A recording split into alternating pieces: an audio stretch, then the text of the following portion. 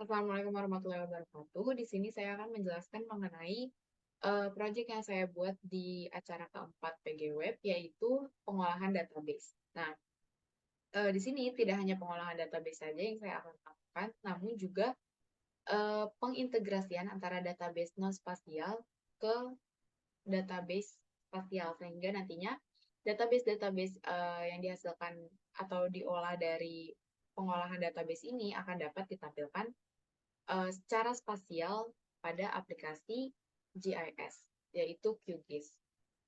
Nah, di sini aplikasi yang saya buat, yang saya gunakan untuk melakukan pengolahan database adalah The Beaver. Namun The Beaver ini adalah aplikasi remote untuk mengakses database dari database lainnya. Di sini database yang saya gunakan itu adalah database Postgres. Jadi database Postgres ini saya hubungkan pada The Beaver. Jadi pembuatan data atau editing dan create, read, update, serta delete-nya itu saya lakukan pada The Beaver karena ini merupakan aplikasi remote untuk utamanya ke database Postgres. Dan di sini saya langsung tambahkan database baru dengan nama PGWeb 4 di sini. Nah, setelah itu saya bisa langsung import data yang saya miliki. Jadi saya memiliki data berupa tabel persons, itu bisa saya masukkan dengan cara klik kanan di sini, lalu kita import data. Di sini, di bagian sini, dan kita import datanya. Nah, setelah itu, setelah terimport datanya, seperti ini jadi ini adalah tabel yang telah saya import dengan nama tabel persons. Nah, lalu sekarang saya akan melakukan pengolahan data menggunakan SQL atau query di sini. Jadi SQL atau query ini adalah struktur deklarasi perintah yang terstruktur untuk melakukan pengolahan pada pengolahan database yang utamanya tuh database-nya berjumlah banyak, sehingga kita tidak perlu mengatur satu persatu. Jadi yang pertama di sini saya akan memanggil dulu. Jadi perintah pertama yang saya akan lakukan itu adalah memanggil semua data yang ada pada tabel person sini. Jadi di sini format penulisannya adalah select from. Jadi from ini adalah untuk dari tabel apa kita memanggil data ini. Jadi kalau kita mendeklarasikan bintang seperti ini, dia akan menampilkan semua data. Dari tabel apa? Dari tabel fit. Dituliskan dengan from dari tabel person. Lalu kita bisa langsung run. Nah, di sini akan tertampil semua datanya berupa data ID, data nick, first name, last name, gender. Nah, di sini gendernya itu belum ditampilkan gender apa yang mereka miliki, si person miliki ini. Jadi gendernya itu hanya berupa kode 112. Lalu di sini juga ada hometown, birth date. Nah, di sini juga ada marital status atau status pernikahan. Nah, status pernikahannya juga ditulis masih dalam kode antara kode 1 sampai dengan kode 4. Lalu di sini ada email, city ID juga masih dalam bentuk kode, street, building number, postcode, company, job title-nya juga masih berupa kode, color favorite-nya juga masih berupa kode, credit card type-nya pun juga berupa kode. Lalu yang terakhir ada data latitude dan juga longitude tempat si person ini tinggal. Nah, selanjutnya di sini karena data yang saya muat di tabel person itu sangat banyak, saya ingin menghitung berapa banyak tabel yang ada di sini dengan cara menambahkan perintah seperti ini, select count semua data dari tabel person. Nah, di sini sudah ada hasilnya. Jadi jumlah dari semua tabel, jumlah semua data dari tabel person itu ada sebanyak 5.000 data. Nah, selanjutnya itu adalah saya ingin menampilkan beberapa data saja atau data field. Jadi, saya hanya ingin menampilkan beberapa field dari tabel person. Di sini field yang saya ingin tampilkan itu adalah first name, last name, dan juga birth date-nya saja. Sehingga tidak data-data seperti gender, birth date, city, dan lain-lainnya tadi itu tidak akan ditampilkan. Jadi kita menggunakan format seperti ini. Select first name, last name, birth date dari tabel person. Nah, di sini hanya tampil 3 field saja. Selanjutnya itu adalah saya ingin menampilkan age. Jadi di sini age-nya itu merupakan format yang kita bisa gunakan, fungsi yang bisa kita gunakan untuk menghitung umur dari data birthday. Di sini saya menggabungkan antara data first name, di sini saya ganti nama fieldnya menjadi nama depan, last name menjadi nama belakang, dan juga birthday sebagai tanggal lahir. Dan juga saya menambahkan field tambahan berupa age atau umur dengan menggunakan fungsi age di sini yang diambil dari atau yang dihitung dari data birthday sebagai umur. Jadi fieldnya nanti adalah dengan nama umur dari tabel person. Nah, tapi di sini fungsi age pada The Beaver saya tidak bisa dijalankan. Saya juga tidak tahu kenapa, tapi dia tidak bisa dijalankan. Tapi nanti dia itu akan menampilkan field baru dengan data umur, yang dimana umur itu di sini nanti dia akan berupa tahun, bulan, dan juga hari. Kan birthday-nya itu seperti ini, dia akan menghitung umurnya. Jadi dia hasilnya akan umurnya berupa misalkan 56 tahun, 3 bulan, 14 hari. Jadi dia lengkap, ada tahun, ada bulan, juga ada hari. Nah, selanjutnya di sini juga ada age yang selanjutnya masih sama seperti sebelumnya, umur juga. Namun di sini itu yang ditampilkan hanyalah umur berupa tahun. Sehingga penulisannya ada extract year. Jadi year, jadi hanya tahunnya saja, from age, birthday. Sehingga nanti hasilnya itu hanya umur tahun. Jadi hasilnya kalau dari tadi itu 56 tahun, 3 bulan, 14 hari, maka di sini dengan ekstrak year ini dia akan menghasilkan hanya tahun saja, yaitu 56 tahun. Selanjutnya itu ada kita filterisasi. Jadi filterisasi dari year-nya ini, dari tahun yang dihasilkan dari fungsi age birth date-nya, itu kurang dari 40 tahun. Jadi di sini kita akan menghitung berapa banyak orang yang memiliki umur di bawah 40 tahun dengan format count di sini. Jadi count itu di sini untuk menghitung jumlah, dan di sini ekstrak. Jadi untuk mendeklarasikan umur atau dari tahun itu, jadi age, tapi tahunnya saja, hanya tahunnya dari tabel person, dan di mana hasil ekstrak tersebut itu hanya yang di bawah 40 tahun. Sehingga nanti dia akan menampilkan jumlah datanya, jumlah data orang yang umurnya itu di bawah 40 tahun. Setelah itu, selanjutnya di sini ada juga sama seperti sebelumnya, yaitu filterisasi umur. Namun di sini itu kita mau memanggil orang-orang dengan umur yang dimana umurnya itu di antara 25 dan 35 tahun. Nah, selanjutnya itu di sini ada penggabungan data tabel. Nah, jadi sekarang kita bisa masukkan data tabel berupa keterangan referensi tadi. Jadi kalau di tabel person itu dia hanya berupa kode, di sini kita harus akan memasukkan tabel-tabel yang dimana dia itu adalah penjelasan kodenya. Jadi dia itu keterangan kodenya. Misal tadi pada gender.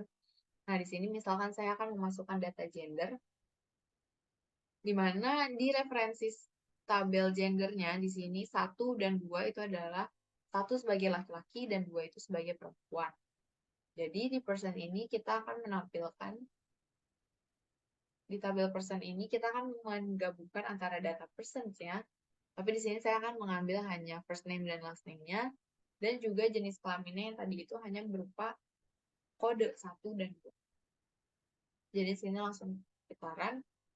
Nah, hasilnya dia akan seperti ini, ada first name-nya, ada last name, dan juga jenis kelamin yang jelas, laki-laki atau perempuan, jadi tidak lagi menggunakan kode. Nah, selanjutnya ada marital status. Nah, di sini marital status itu adalah status nikahan, status perkawinan. Di sini di mana saya akan menggabungkan data first name, last name sama seperti tadi, dan juga jenis kelamin, dan juga status perkawinan dari orang-orang yang ada di tabel person. Di sini saya akan langsung segera tampilkan. Jadi di sini sudah ada 4 data, first name, last name, jenis kelamin, dan juga status perkawinan. Nah, selanjutnya saya akan menggabungkan semua data dari tabel persons. Jadi semua data dari tabel persons ini akan saya tampilkan, namun dengan tambahan gabungan data gender dan juga data marital status. Sehingga dia akan menghasilkan data seperti ini. Dia tetap menampilkan ID, nick, gender dalam kode pun dia juga tampilkan, hometown, dan lain-lain. Serta setelah data terakhir tadi itu kan latitude dan longitude.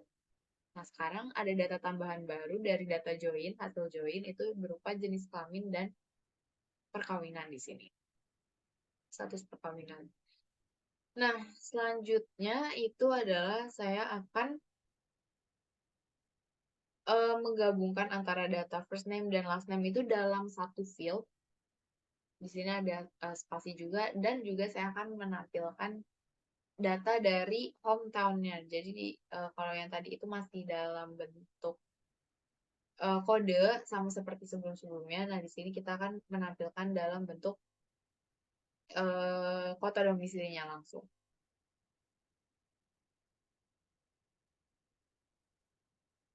Di sini bisa langsung kita run. Nah, di sini namanya di sini field-nya itu tadi itu kan field antara nama depan dan nama belakang itu terpisah. Jadi di sini dia sudah tergabung karena digabungkan seperti ini. Lalu di sini juga ada hometown dan juga kota domisili yang dimana domisili itu apa, hometown, kota domisili itu dia masih dalam tabel cities yang dimana dia itu berbeda dari atau terpisah dari tabel person. Nah, selanjutnya itu adalah kita menghitung berapa banyak orang yang dimana dia itu tipe dari kredit cardnya itu tercantumkan, atau dia itu memiliki atau dia itu tidak memiliki gitu, tidak memiliki kredit card. Di sini 0, 0 itu berarti dia itu tidak memiliki kredit card. Kita akan melihat berapa banyak orang yang tidak memiliki kredit card. Ini bisa langsung kita start running. Nah, sini ada 30 orang yang tidak memiliki kartu kredit. Nah, selanjutnya ini kita akan menghitung orang yang berkebalikannya, yaitu yang memiliki kartu kredit. Sini ada sebanyak 4.970 orang yang memiliki kartu kredit. Selanjutnya, saya akan menghitung banyaknya orang berdasarkan gendernya. Jadi di sini yang saya gunakan adalah gender 1, yang dimana tadi itu gender 1 itu adalah gender laki-laki. Jadi saya akan menghitung berapa banyak laki-laki pada data person ini. Nah, di sini sudah terhitung ada 2.473 orang. Selanjutnya, saya akan menghitung jumlah berapa banyak laki-laki yang dia itu status perkawinannya adalah belum kawin. Jadi di sini saya menambahkan premarital statusnya itu adalah 1. Nah, di sini ada sebanyak 624 laki-laki yang belum menikah atau belum kawin. Lalu selanjutnya di sini adalah saya ingin menampilkan berapa banyak data perempuan yang dia itu bercerai, yaitu atau janda. Jadi di sini saya akan menampilkan berapa banyak orangnya dengan cara count. Lalu kita masukkan juga gendernya itu perempuan di sini. Lalu selanjutnya itu adalah kondisi di mana janda itu berarti artinya bercerai. Nah, di sini karena kondisi cerai itu ada dua, ada cerai ini, itu ada cerai hidup dan cerai mati, maka penulisannya adalah menggunakan or. Lalu selanjutnya itu adalah umur. Nah, jadi di sini saya akan mencari perempuan-perempuan yang sudah bercerai tetapi di bawah umur 50 tahun. Sehingga kita juga masukkan extract year from age sama seperti sebelumnya yang dimana kita itu memanggil umur di bawah 50 tahun atau di antara berapa tahun gitu. Nah, di sini saya akan memanggil 50 tahun. Namun di sini juga saya tidak bisa kan karena saya memuat fungsi age yang tidak bisa saya jalankan pada the beeper saya. Selanjutnya di sini ada select count. Ini saya untuk mencari untuk menghitung berapa banyak data dari job title dengan kode 5 yaitu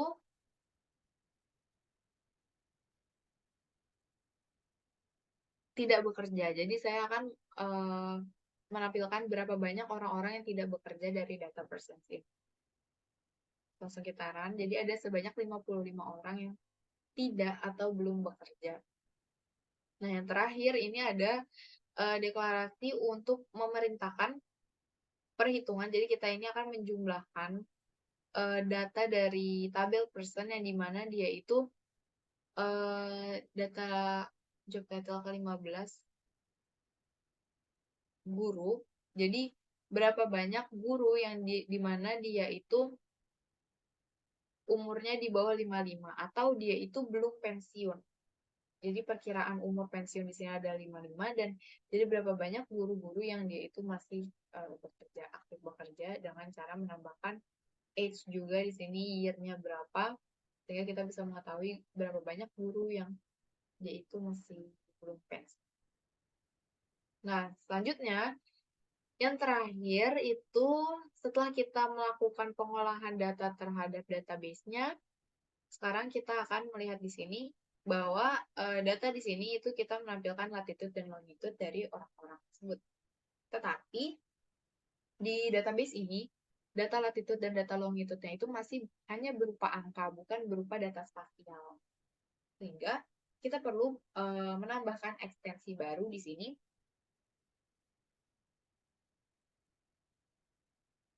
Nah, ini adalah ekstensinya. Nah, kita ubah ekstensinya sesuai dengan pengintegrasi antara database kita dengan yang nantinya akan dimasukkan ke GIS. Nah, di sini saya ekstensi yang saya gunakan itu adalah PostGIS. Di sini bisa kita create new extension, lalu kita cari PostGIS. Nah, di sini ada PostGIS, lalu nanti kita oke. Dan nantinya tabel di sini itu langsung terhubung pada PostGIS.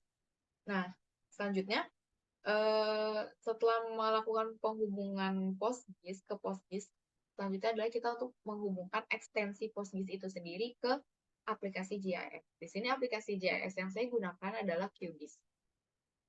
Nah, cara menghubungkannya adalah di sini sudah ada PostGIS, lalu kita bisa klik kanan, lalu kita New Connection.